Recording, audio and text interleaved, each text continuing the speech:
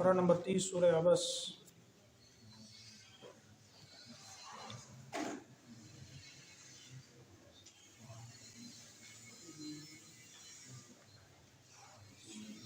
کھولیے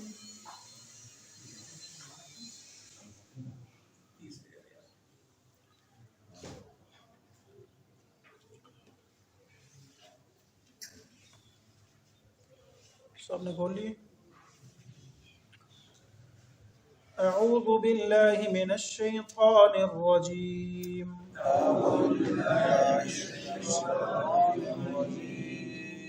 بسم اللہ الرحمن الرحیم۔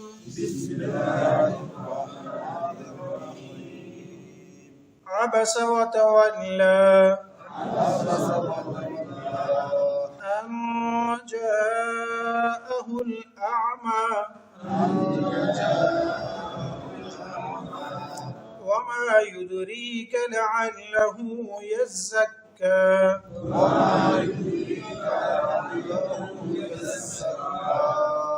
أو يذكر فتنفعه الذكرى۔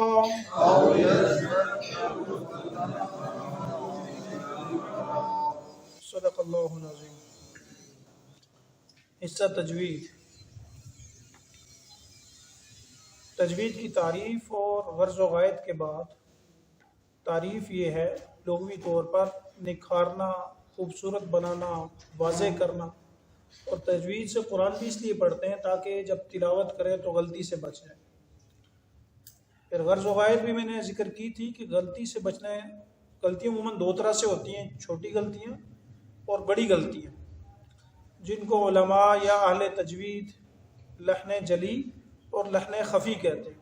لحن خفی چھوٹی غلطیاں جن کی وجہ سے معنی نہیں بدلتا، جیسے غنہ چھوڑ دیا، مد لمبی مد کرنی تھی نہیں کی، اس طرح کی جو غلطیاں ہوتی ہیں لحن خفی میں عموماً شمار ہوتی ہیں، عموماً، ہمیشہ نہیں۔ لحن جلی وہ غلطیاں کہلاتی ہیں جن کی وجہ سے معنی بدل جاتا ہے، زبر زیر کو غلط پڑھنا، سین کی جگہ صاد پڑھنا، ثا کی جگہ سین پڑھنا، تو ان کو لحن جلی کہتے ہیں۔ اگلی بات یہ ہے کہ تجوید کی بنیاد حروف تہجی پر ہے، اور حروف تہجی ایک خاندان کی مثال ہے۔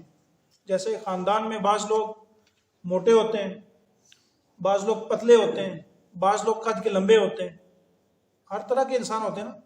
ایسے ہی تجوید کی جو بنیادی چیز ہے حروف تہجی، ان میں بھی بعض حروف موٹے پڑے جاتے ہیں، بعض حروف پتلے پڑے جاتے ہیں باریک، بعض حروف نارمل پڑے جاتے ہیں درمیانے۔ تو ان کی مثال ایک خاندان کی اسی طرح ہے۔ پھر آپ دیکھتے ہیں کہ خاندان میں ہر آدمی اپنی اپنی جگہ پر رہتا ہے، کسی کا گھر ساتھ والا ہے، کسی کا اوپر والا ہے، کسی کا پیچھے والا ہے، کسی کا آگے والا ہے۔ ایک ہی جگہ سارے گھسے ہوئے نہیں ہوتے، بلکہ ہر بندہ اپنے کمرے میں اپنی جگہ پر رہتا ہے۔ ایسے ہی حروف تہجی بھی اپنی اپنی جگہ سے پڑھے جاتے ہیں۔ ایسا نہیں ہے کہ سب کو ایک ہی جگہ سے پڑھ دیتے ہیں۔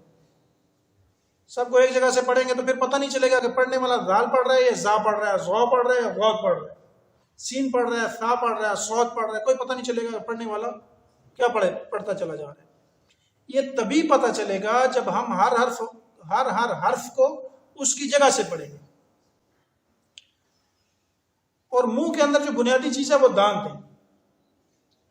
یہ جو سامنے والے دو دانت ہیں نا، اوپر والے اور نیچے والے، آپ ان کو اوپر والے دو بڑے دانت، نیچے والے دو چھوٹے دانت، علماء ان کو ثنایا علیہ اور ثنایا سفلی کہتے ہیں۔ لیکن اگر علماء کی اصطلاح میں نہ بھی یاد ہو تو آگے والے سامنے والے دو بڑے دانت اور نیچے والے دو دانت، بعض حروف ان سے پڑھے جاتے ہیں، ان کو ثنایا علیہ، اوپر والے علیہ کہتے ہیں، اوپر والا ثنایا سامنے والے، یہ دو دانت ہیں، ان کا نام ہے۔ نیچے والوں کو ثنایا سفلی کہتے ہیں۔ اوپر والے جو دو دانت ہیں نا، ان سے ان کے جو نیچے والی باٹم والی نوک ہے، اس سے سا اور ذال پڑھے جاتے ہیں۔ کیا کیا پڑھا جاتا ہے جی؟ سا اور ذال۔ کیا کیا پڑھے جاتے ہیں جی؟ سا اور ذال۔ جب آپ کی زبان، حروف تو زبان سے ادا ہوتے ہیں نا، لیکن یہ لگے گی کہاں پر آ کر؟ یہ جو اوپر والے دو دانت ہیں ان کے نچلے کنارے پر لگے گی تو ذال پڑھا جائے گا اور سا پڑھا جائے گا۔ جب سین پڑھیں گے نا تو پھر یہاں پر زبان نہیں لگانی، وگرنہ سا اور سین مکس ہو جائے گا، جبکہ دونوں کا مخرج، دونوں کے پڑھے جانے کی جگہ الگ الگ ہے۔ آج کے لیے اتنا کافی ہے. سمجھ آیا جی؟ خلاصہ یہ ہے کہ حروف اپنی اپنی جگہ سے پڑھنا لازم ہے. اگر ایک ہی جگہ سے پڑھیں گے تو خلط ملط ہو جائیں گے. سامنے والے جو دانت دو دانت ہیں، اوپر والے ان کو ثنایا علیہ کہتے ہیں، نیچے والوں کو ثنایا سفلا کہتے ہیں. اگر نام نہ یاد ہو تو اتنا سمجھ سکتے ہیں کہ بڑے دانت اوپر والے اور سامنے والے دو نچلے دانت. اوپر والے دانتوں کے جو نچلا کنارہ ہے، جو باٹم ہے، وہاں پر زبان ٹچ ہو تو وہاں سے سا اور زال پڑھا جاتا ہے. سمجھ آ گیا جی؟ ایک دفعہ پڑھ لیں، سا زال.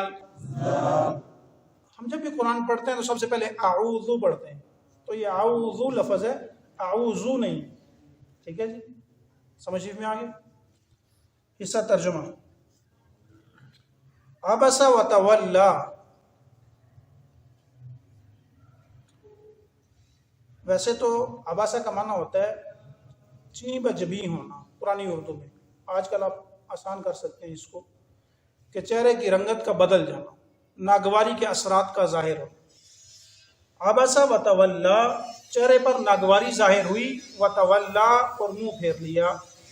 ان جاءہ الاعمی، یہ کہ ان کے پاس وہ اندھا آیا یا ان کے پاس وہ نابینا آیا. وما یدریک لعلہ یزکا، اور آپ کو کیا معلوم کہ وہ شاید سدھر جاتا. آپ کو کیا معلوم کہ شاید وہ تزکیہ حاصل کر لیتا، یا آج کی زبان میں وہ سدھر جاتا. او یذکر فتنفعہ الذکریٰ، یا وہ نصیحت حاصل کرتا اور نصیحت اس کو فائدہ دیتی. سمجھ آ گیا؟ لفظی ترجمہ. عباسہ چین بجبی ہونا، غصے کے اثرات کا ظاہر ہونا، ناگواری کے اثرات کا ظاہر ہونا. وتولا، ویسے ہوتا ہے پیٹھ پھیر لینا، منہ پھیر لینے کے لیے بھی استعمال ہوتا ہے. بے رخی کے لیے بھی یہ لفظ استعمال ہوتا ہے کہ دیکھ تو بندہ سامنے ہی رہا ہے لیکن سامنے والے کی بات کو سن نہیں رہا. جیسے آج کی دنیا میں مثال اس کی موبائل پہ لگا ہو، کوئی باتیں کر رہا ہے اور وہ اپنے موبائل پہ لگا ہو. ان جاءہ الاعمی، یہ کہ آیا. آنا کس کا ترجمہ ہے؟ جاء. الاعمی نابینا کو کہتے ہیں. وما یدریک، اور آپ کو کیا معلوم. یدریک یہ بہت دفعہ گزرا پیچھے. ادراک، یدریک. وما ادراک لعلہ، شاید کہ یزکا، وہ تزکیہ حاصل کرتا یا وہ سدھر جاتا، راہ راست پر آ جاتا. او یذکر، یا وہ نصیحت حاصل کرتا. فتنفعہ، پس اس کو نفع دیتی. الذکریٰ، وہ نصیحت. حصہ تفسیر. شان نزول عرض کیا تھا کہ ایک خاص پس منظر ہے اس صورت کا. جب یہ صورت نازل ہوئی تو آپ علیہ الصلوۃ والسلام مکہ کے سرداروں کو تبلیغ فرما رہے تھے، ان سے بات کر رہے تھے کہ وہ بھی لوگ ایمان لے آئیں. ایمان کو، اسلام کو نبی علیہ الصلوۃ والسلام کفار قریش کے سامنے، مکہ والوں کے سامنے کھول کر بیان کر رہے تھے. ابو جہل، عتبہ، شیبہ، یہ لوگ سیدنا حضرت عباس رضی اللہ تعالیٰ عنہ اس وقت ایمان نہیں لائے تھے. یہ سارے سردار بیٹھے ہوئے تھے.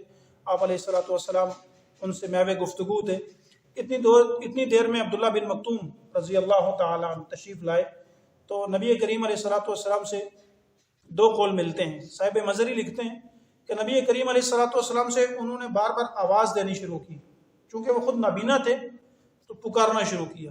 جبکہ صاحب تفسیر ابن کثیر نے لکھا ہے کہ وہ تشریف لائے اور تشریف لانے کے بعد ایک آیت کے بارے میں نبی علیہ الصلوۃ والسلام سے پوچھ رہے تھے اور بار بار سوال کیا اس آیت کے بارے میں آپ مجھے بتلائیے، یا وہ آیت ٹھیک کرنا چاہتے تھے. تو نبی صلی اللہ علیہ وسلم نے کہا یہ تو میرا شاگرد ہے، ہمارا ساتھی ہے، ہمارے پاس ہی ہوتا ہے. تو یہ جو لوگ ہیں دوسرے سردار، یہ ہمارے پاس نہ بیٹھتے ہیں، نہ بات سنتے ہیں، نہ ہوتے ہیں. تو لہٰذا میں اس کو بعد میں سمجھا لوں گا، ان کو پہلے سمجھا لوں، بات شاید یہ ایمان لیں.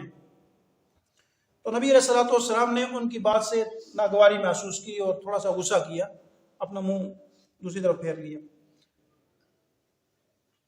تو جب وہ گفتگو ختم ہوئی، بات چیت ختم ہوئی، نبی صلی اللہ علیہ وسلم جانے لگے تو وحی کے اثرات ظاہر ہوئے اور یہ صورت نازل ہوئی. عبس وتولی ان جاءہ الاعمی. 3-4 بنیادی باتیں ذہن میں رکھیں جو کہ ہمارے عقیدے سے تعلق رکھتی ہیں، بڑی اہم باتیں. پہلی بات یہ ہے کہ اس صورت کے شان نزول سے اور ابتدائی آیات کے ترجمے سے یہ بات سمجھ آتی ہے کہ اللہ رب العالمین اپنے محبوب کے، بلکہ اپنے ہر نبی کے فیصلے کے اندر شامل ہوا کرتے ہیں. نبی کوئی بھی کام کرے، اللہ اس کام میں نبی کے معاون ہوا کرتے ہیں، نبی کے ساتھ شامل ہوا کرتے ہیں۔ نبی سے گناہ کا تصور نہیں ہے۔ وجہ یہ ہے کہ نبی معصوم ہوتے ہیں، اور معصوم ہونے کا یہ معنی ہرگز نہیں ہے کہ نبی گناہ نہیں کرتے، بلکہ معصوم ہونے کا معنی یہ ہے کہ نبی سے اللہ گناہ کا شبہ بھی پیدا نہیں ہونے دیتے، بلکہ کسی بھی عیب، گناہ تو دور کی بات ہے، نبی سے اللہ کسی عیب کا شبہ بھی پیدا نہیں ہونے دیتے۔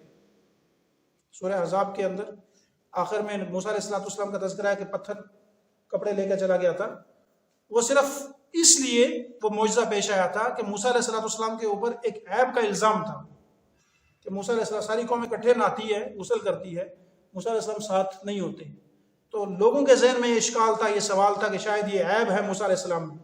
اللہ نے وہ عیب ایک معجزے کے ذریعے دور کر دیا۔ تو معصوم ہونے کا یہ معنی ہے کہ نبی گناہ تو دور، اللہ نبی میں گناہ کا شبہ بھی پیدا نہیں ہونے دیتے۔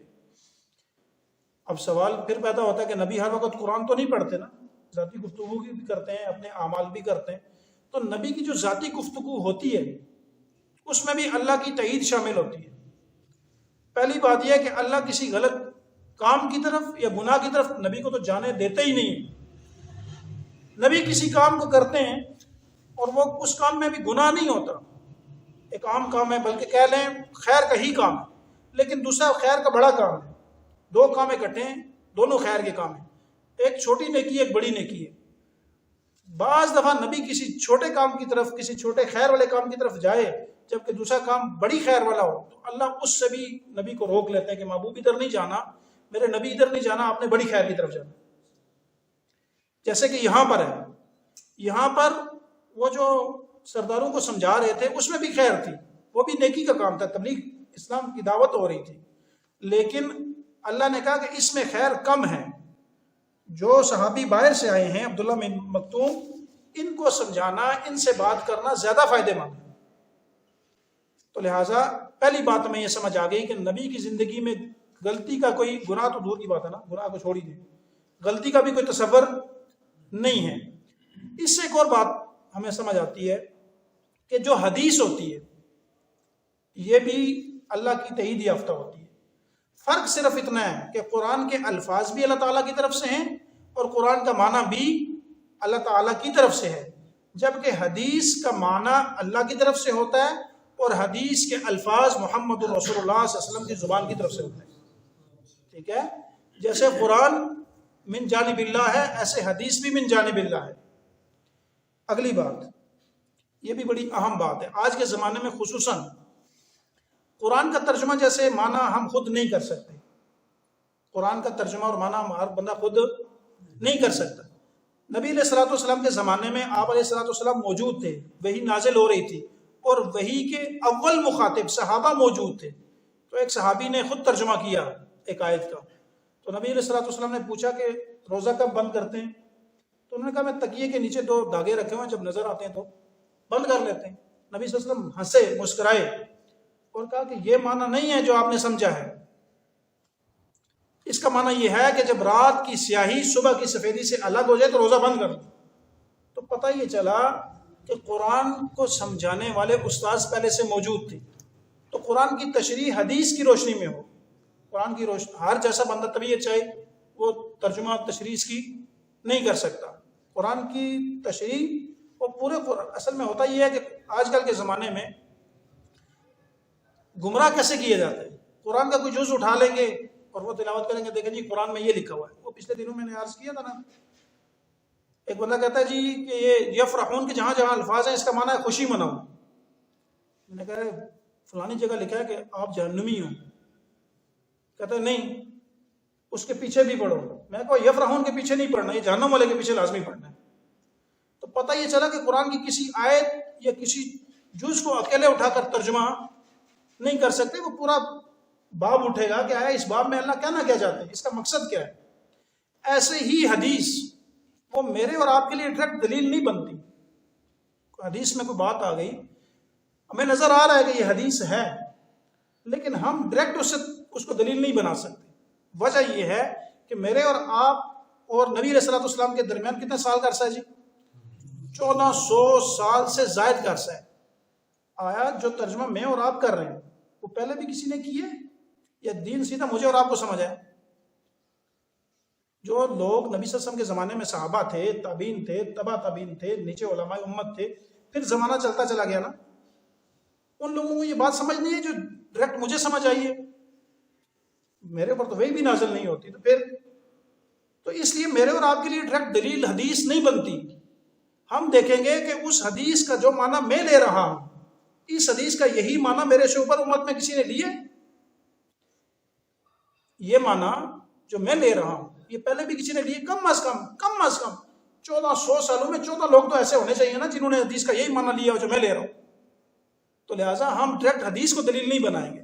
جیسے علماء کو بھی مسئلہ، مفتی کو بھی مسئلہ بتاتے ہیں تو کیا کہتے ہیں، فلاں فقی نے اپنی فقہ کی کتاب میں یہ بات یوں لکھی ہے، انہوں نے مسائل کا استنباط یوں کی ہے. ہم ڈائریکٹ سے یہ نہیں کہیں گے کہ اس حدیث سے یہ مسئلہ نکلتا ہے. ممکن ہے کہ جو مجھے چھوٹی آنکھ سے وہ مسئلہ نکلتا ہوا نظر آ رہا ہے وہ دوسری جگہ کسی جگہ پر کسی اور طرح سے بیان ہوا. کسی بھی ایک حدیث سے کوئی مسئلہ ثابت نہیں ہوتا.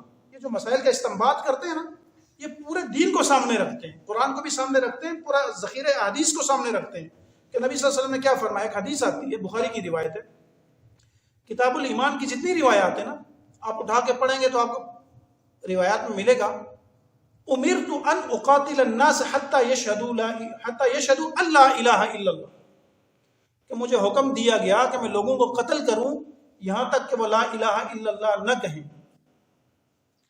تو جو ظاہر حدیث کا ترجمہ ہے یہی معنی ہے اس حدیث کا. اب کسی بھی بڑے عالم سے پوچھیں گے، کسی بھی آدمی سے پوچھیں گے، وہ کہے گا یہ معنی نہیں ہے اس حدیث کا. یہاں صرف کلمے کی اہمیت بیان کی جا رہی ہے. تو آیا دوسری جگہوں پر جو چند جملے لے کر کے آپ معنی بیان کر دیتے ہیں تو وہی کام اگر یہاں کریں تو پھر کیا ہوگا؟ تو لہٰذا کسی بھی حدیث کو ڈائریکٹ ہم دلیل نہیں بنا سکتے. کم از کم اس روایت کو نقل کرنے والے اور جس مسئلے کو میں ثابت کر رہا ہوں اس کو ثابت کرنے والے امت کے 14 لوگ تو ہونے چاہیے نا. ہمارے درمیان 1400 سال کا فاصلہ ہے. دو باتیں، پہلی بات نبی معصوم ہوتے ہیں، دوسری بات حدیث بھی من جانب اللہ ہوا کرتی ہے، تیسری بات ہم حدیث کو ڈائریکٹ دلیل نہیں بنا سکتے. حدیث کو دلیل بنائیں گے، قرآن کو بھی دلیل بنتی یہی ہے، لیکن کیسے بنتی ہے اس کا طریقہ یہ ہے کہ میرے سے اوپر میرے استاذ ہیں، ان کے اوپر ان کے استاذ ہیں، ان کے اوپر ان کے زمانے والے لوگ ہیں. ایسا نہیں ہے کہ میں درمیان کے سارے لوگوں کو ہٹا کر کے ڈائریکٹ کہوں کہ مجھے نبی صلی اللہ علیہ وسلم سے سامنے یوں نہ سمجھ آئیے. ایسا نہیں ہو سکتا. جو بندہ یوں کہتا ہے نا سمجھو کہ دال میں کالا کر رہا ہے. اس کی دال کیا ہے؟ کالی ہے. چوتھی بات، صحابہ اہم ترین لوگ ہیں. صحابہ اہم ترین لوگ ہیں. اللہ رب العالمین نے یہاں پر صحابہ کی مقام صحابیت کو گویا کہ اللہ رب العالمین نے واضح فرمایا کہ صحابیت وہ مقام ہے کہ جو خود سے حاصل نہیں ہو سکتا. میں اور آپ جتنی مرضی عبادت کریں، ولی تو بن سکتے ہیں، ولایت کے درجے پر تو پہنچ سکتے ہیں، لیکن صحابیت کے درجے پر نہیں پہنچ سکتے. اسی سے یہ پتہ چلا کہ جب صحابی کوئی گناہ کر لے تو وہ گناہ بھی میرے اور آپ کے لیے باعث تعریف ہے. صحابی کا گناہ بھی میرے اور آپ کے لیے باعث تنقید نہیں ہے. وجہ، اس کی وجہ یہ ہے کہ یہ دین پریکٹیکل ہے، یہ لکھا لکھایا کتابی دین. ایسا نہیں ہے کہ جبریل السلام نے آ کر کے قرآن ہاتھ میں دیا ہو کہ یہ تمہارا دین ہے جاؤ عمل کرو. ایسا نہیں ہے. نبی علیہ الصلوۃ والسلام نے اس دین کے اوپر پریکٹیکلی خود عمل کر کے بتایا ہے. اور جو شیان نبوت باتیں نہیں تھی وہ کس نے کرنی تھی؟ مثلا گناہ سارے، وہ شیان نبوت تو ہے نہیں، نبی تو وہ کام کر سکتا نہیں ہے، تو وہ پریکٹیکل کیسے ہونا تھا؟ وہ پریکٹیکل صحابہ کے اوپر ہوا. کسی صحابی کو حد لگتی ہے رجم ہوتا ہے، کسی کو حد لگتی ہے ہاتھ کٹتے ہیں. تو یہ صحابہ کے ذریعے سے ہمیں احکام ملیں. ہمیں تو ان کا احسان مند ہونا چاہیے کہ ان کی وجہ سے ہمیں پتہ چلا کہ اس دین کے اوپر عمل کیسے کرنا ہے. ہم ان کے اوپر تنقید نہیں کر سکتے.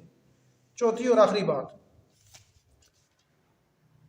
ان جاءہ الاعمى وما يدريك لعله يزكى او يذكر فتنفعه الذكرى اما من استغنى فانت له تصدى. جو آدمی دین کی بات سننا نہ چاہتا ہو، یہ جو آدمی دین کا متلاشی نہ ہو، طالب نہ ہو، زبردستی اس کو دعوت دینے کی قطعاً ضرورت نہیں ہے. جو آدمی دین لینا چاہتا ہے اس کو سکھاؤ، اس کے پیچھے پڑھو، اسے بتلاؤ، سمجھاؤ. لیکن جو بات نہیں سننا چاہتا اسے قطعاً باہر کے اسپیکر کھول کے پورے محلے کو سنانے کی ضرورت کا تن بالکل بھی نہیں ہے.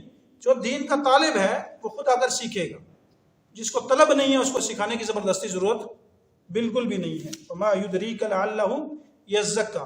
اور نصیحت سے یہ جو دین ہے یہ سارا کا سارا الدین النصیحہ، دین اسلام سارا کا سارا نصیحت ہے. اس سے فائدہ کون حاصل کرے گا جی؟ جس کے سینے میں تڑپ ہوگی، جس کے سینے میں طلب ہوگی. او یذکر فتنفعہ الذکریٰ، وہی نصیحت اس کو فائدہ دے گی. وگرنہ کیا ہوگا؟ اما من استغنا فانت لہ تصدی. کل کے سبق میں آ جائے گا کہ آپ ان کو سنا تو دیں گے، وہ سن لیں گے، لیکن فائدہ کچھ بھی نہیں ہونا اس سے. اللہ تعالیٰ سے دعا ہے کہ اللہ عمل کی توفیق نصیب فرمائے، قرآن پڑھنے اور سمجھنے کی توفیق نصیب فرمائے.